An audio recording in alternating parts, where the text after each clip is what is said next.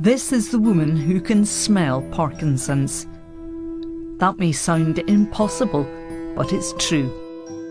She was telling us that this individual had Parkinson's before he knew, before anybody knew. So then I really started to believe her that she could really detect Parkinson's. But this is also a story about one woman's promise to her dying husband. He said to me, "You won't let this go, will you? You promise you will do it." I'm doing it. How does Joy do this? Could her ability really change the lives of people with Parkinson's? BBC Scotland has been following the scientists who will answer those questions. I'm really excited. I'm also incredibly humbled because in the end, these come from patients, and the story comes from Joy, who lived with Les for a very long time, and now he isn't here anymore. It's an amazing story, offering hope to millions of people around the globe.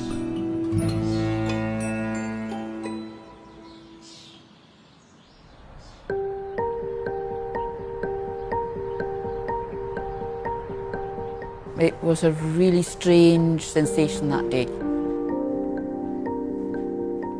I have to take a deep breath every time I come in this room. I could smell it all around me.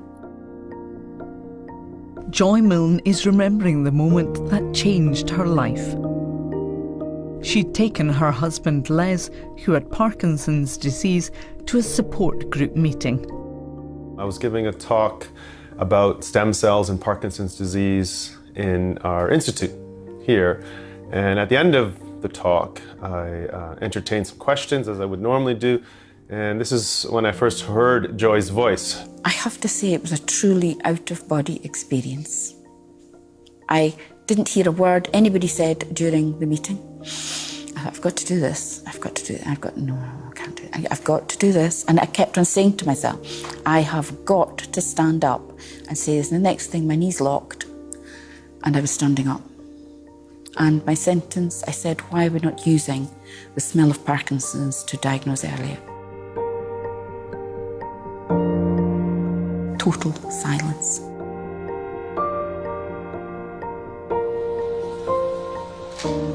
Thilo went back to his normal work on stem cells.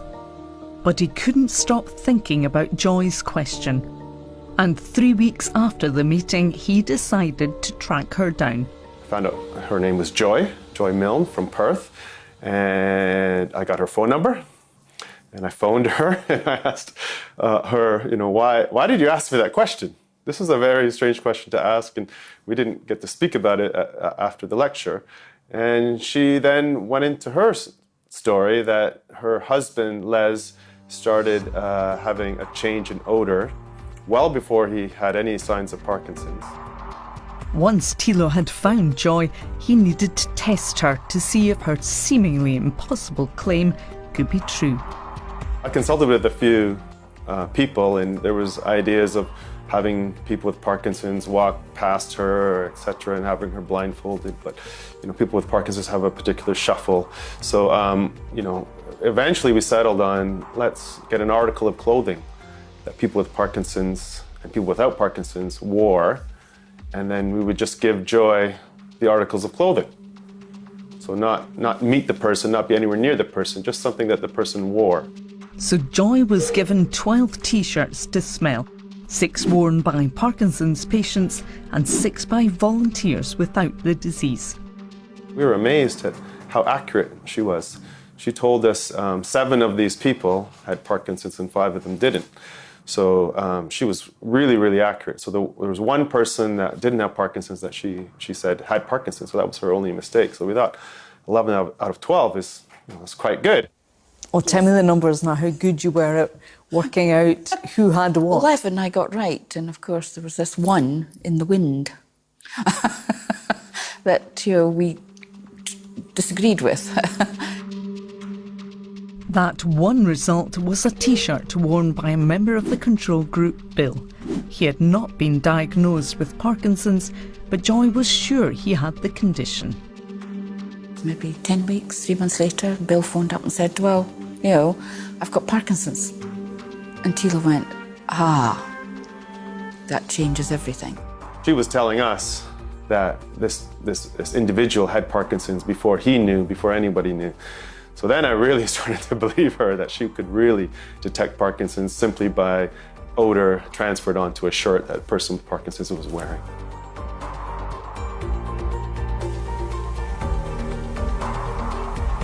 A few months after Joy passed the T-shirt test, I brought her story to the world. I've covered hundreds of stories over the years, but this one was a bit different. It was incredible, almost unbelievable. And it was clear that Joy's story had a massive impact on the millions of people living across the world with this terrible disease.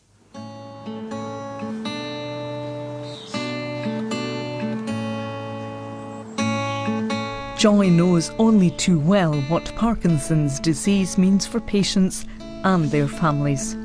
Her husband Les was diagnosed with the illness in his mid-40s. Les and Joy loved to travel. He was a consultant anaesthetist. Joy was a nurse and lecturer. They met in their teens and built a life together.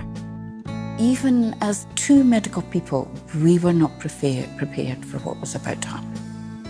Les had always been sporty, playing water polo, swimming for Scotland, and he was a keen golfer.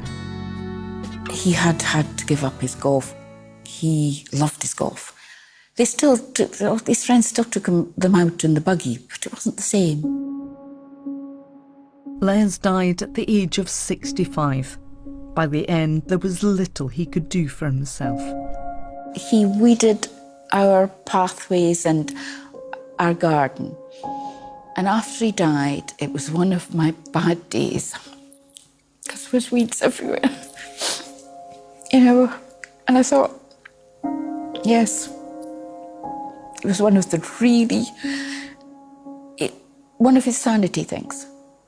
I could see him go and get the bucket. And he knew he could do that. Joy had spent over 40 years with Les, and her last promise to him was that she would investigate her special ability and how it might help others. He said to me, you won't let this go, will you? You promise you will do it. I'm doing it.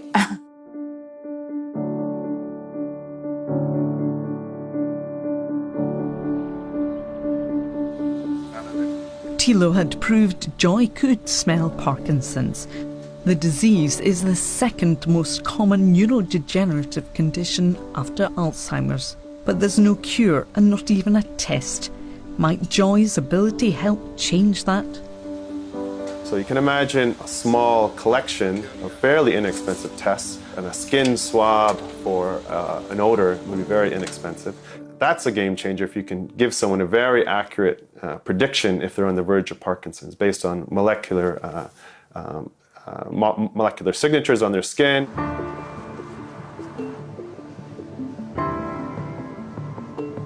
Tilo brought Perdita Barn on board.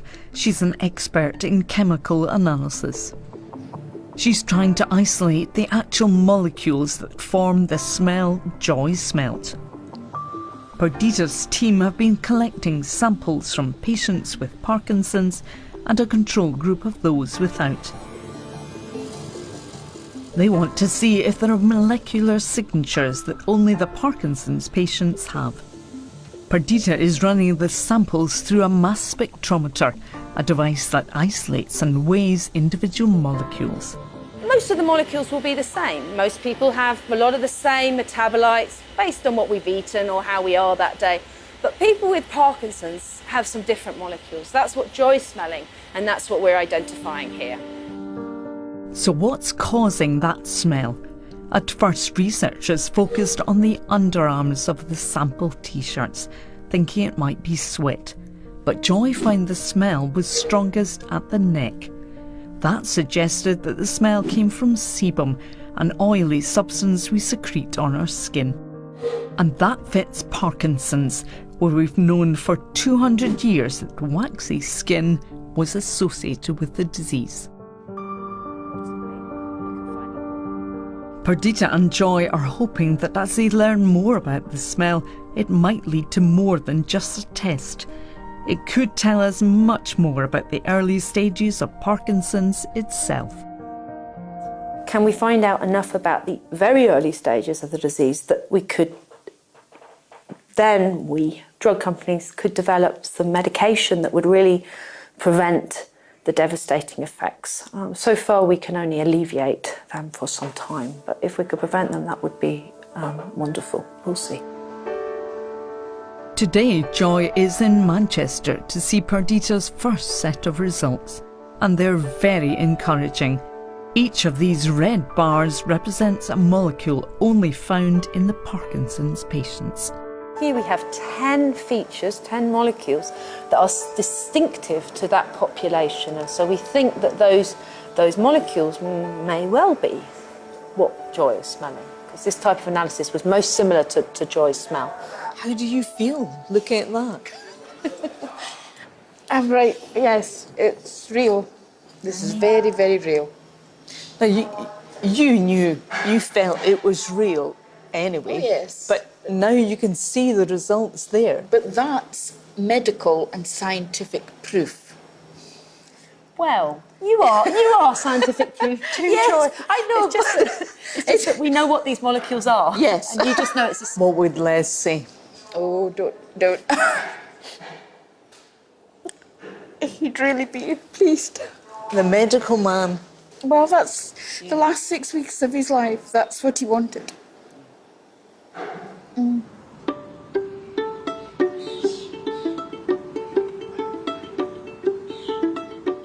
Joy first noticed Les's smell 30 years before he died, and 10 years before he was diagnosed with Parkinson's. It was a new smell. I didn't know what it was. I had not met it anywhere else, so it wasn't in my memory. I kept on thinking, goodness, this smell. And I kept on saying to him, but you're not showering. What's wrong? What are you doing? And he became quite upset about it. He really did. So I just had to be quiet. But after Les was diagnosed, he joined a Parkinson's support group, and Joy made a surprising discovery. We sat down, we were having a cup of tea, and I said to him, those people smell the same as you. And he said, what? What are you talking about? I said, the people with Parkinson's in that room smelled the same as you. So he looked at me and he said, we have to go back and do this again.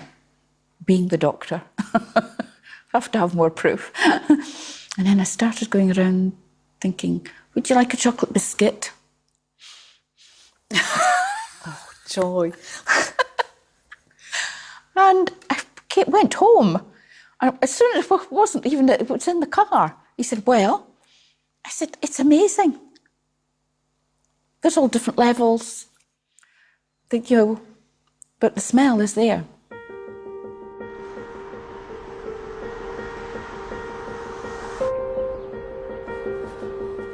We wanted to know more about Joy's sense of smell, so we brought her to the world's leading perfume school just outside Paris. She's come to be tested. So Joy, we will conduct with you the test we're conducting with the young student that we will hire in the perfumery school. Okay, so just be careful not to touch your nose so you won't get contaminated. Joy is given samples of chemicals at very small concentrations. Initially, she does well. But what becomes clear is that as she's exposed to more and more smells at higher concentrations, her sense of smell becomes overwhelmed. I found that very Joy, round of applause. It's difficult.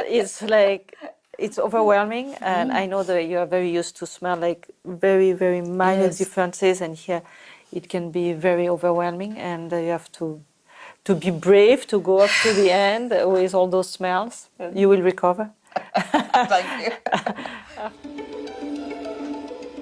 What the tests prove is that, unlike the other students here, Joy's sense of smell just can't cope with strong samples. Her nose is, if anything, too sensitive. I think you are part of a very, very tiny percentage of the population that is first extremely sensitive of a low level of smell, and that is doubled by another capacity that is extremely rare of paying attention to it. Yes. In terms of in the population range, I don't know where you will stand, but like it's the first time I'm meeting someone like that, for sure. Professor Perdita Barn, when she was looking at how I was smelling and how the results were coming on the spectrometer, she just said to me, "You're somewhere between a human and a dog." Okay, that means exactly that, yeah. Joy's time at de Gévaudan has confirmed she's special, and that her special sense of smell is a key part of what makes Joy, Joy. My experience of life is that I smell everything as I go through anywhere, all day. I just smell things. And sometimes I wake up in the morning and I haven't opened my eyes and I smell. And that's what I do, because I want to see how things are around me.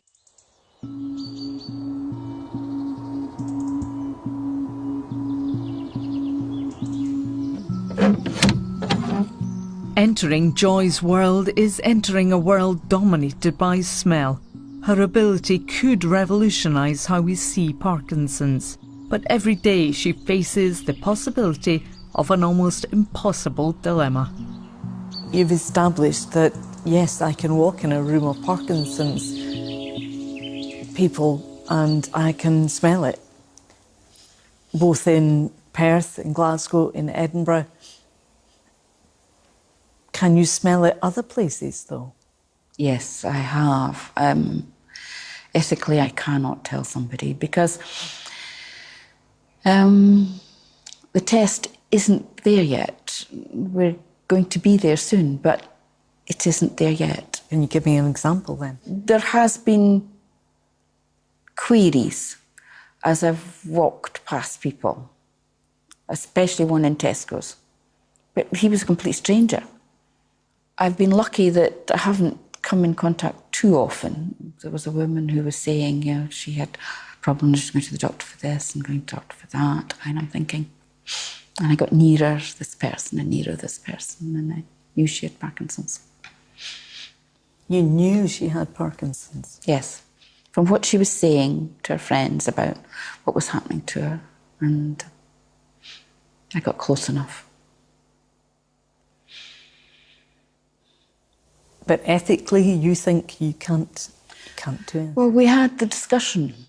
If you were a GP and this woman turned up and said, "The woman who can smell Parkinson's tells me I have Parkinson's," it's not going to bode well for them.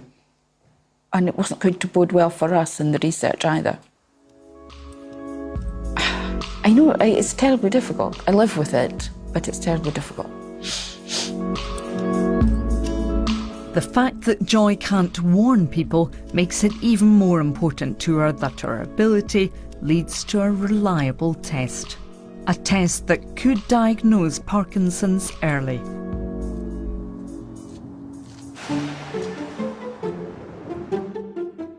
In an unassuming industrial park outside Cambridge, Joy and Perdita are hoping they're about to take another step closer to achieving that. Joy is smelling samples from Perdita's study. They're taken from real patients. At the same time, a mass spectrometer is analysing exactly the same sample. So the purpose of this experiment is to see whether Joy can distinguish the Parkinson's smells from the samples that we've taken from patients as they're separated. And if she smells it and presses a button to say she smelt it, the mass spectrometer weighs it at the same time, will then know right away what that molecule is.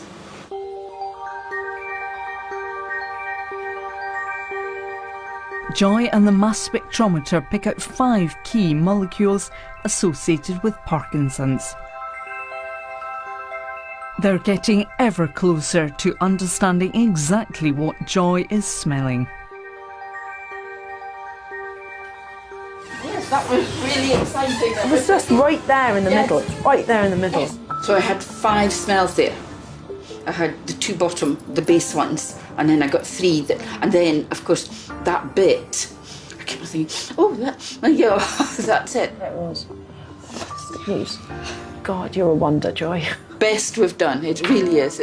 And the background was less, so you screened out the background. I've got the background under control now. And here we are from you in the Parkinson's Centre that you went to here. It's amazing, isn't it? I mean, that time when you smelt Les on other people, and then now we're here. It's sort of amazing. It is very humbling as a mere measurement scientist to help to find some signature molecules to diagnose Parkinson's. It wouldn't have happened without Joy, that's the most important thing. It wouldn't have happened without her. And so for all the serendipity, it was Joy and Les who were absolutely convinced that what she could smell would be something that could be used in a clinical context. And so now we're beginning to do that. It's been worthwhile then. That's been worthwhile, yeah. Yeah.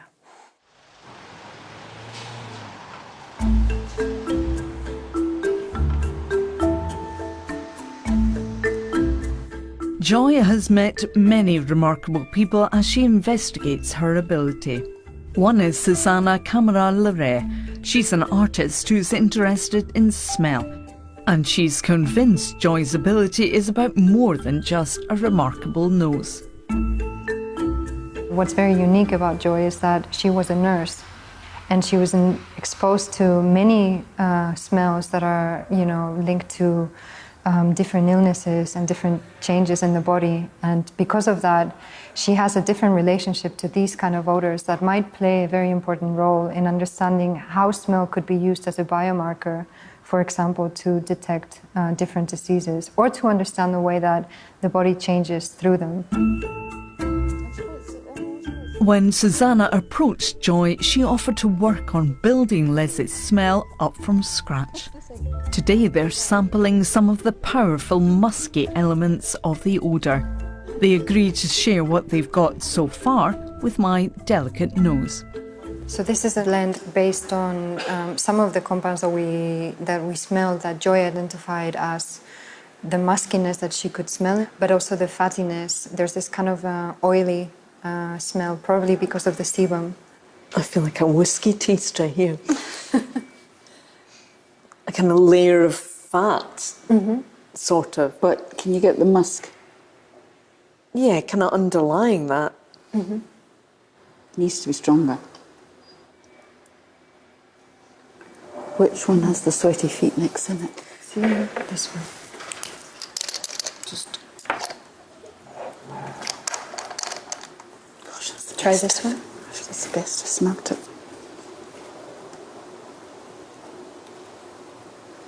Smell them together.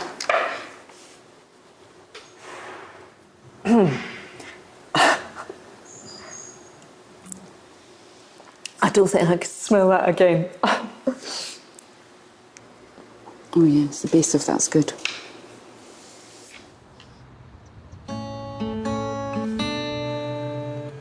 Back in Perth, Joy is meeting up with 2 old friends.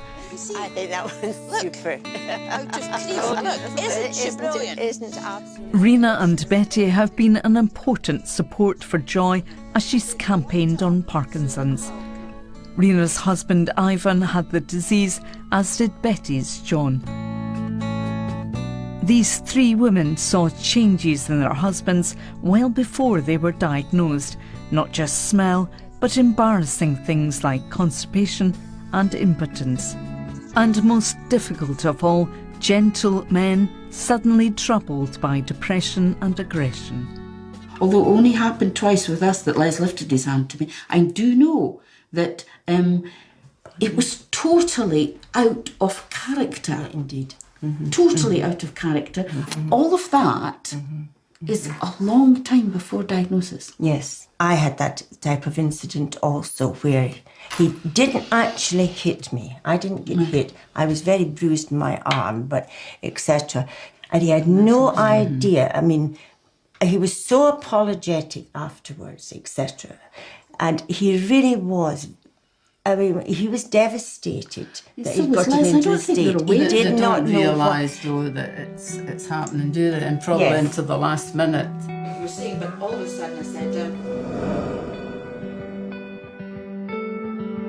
Not everyone who has Parkinson's will see behaviour changes like John, Ivan and Les. And Les in particular also suffered from dementia. But what these women want is an open discussion of everything that can happen to make sure families get support and the disease is spotted early.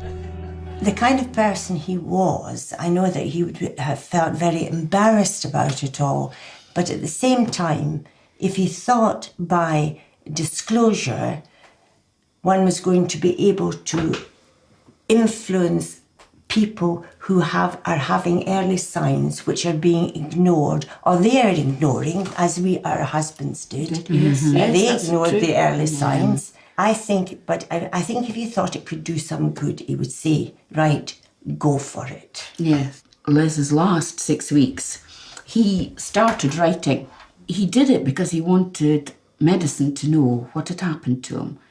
And he knew they didn't. The repercussions of your standing up and saying, I can smell Parkinson's, have not been in this country alone. No. It's worldwide. It is John. worldwide, yes. And People that have is joined us and said. So we should be very privileged. To stand up and say it, I was frightened that day. I was, it was, even as a nurse, and with Les backing me. Yes. We knew it was the right thing to do, and it's that you did it, then that's yes. look where we are now. I think Joy really did kickstart an avenue of research that was essentially non-existent at the time. I'm really excited. I'm also incredibly humbled because in the end, the story comes from Joy, who lived with Les for a very long time and now he isn't here anymore. I think we're still at the beginning of it, but it's I don't know, it's been an exciting journey, and I'm really looking forward to see where it's going to lead to in the future.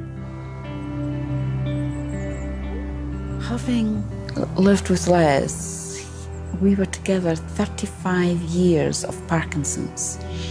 We were married for 42 years when he died. So I don't want other families to have the same experience. I want relief for them. I want to see a better understanding within medicine, a better education for the general public, and the hope that with early diagnosis there is going to be treatment.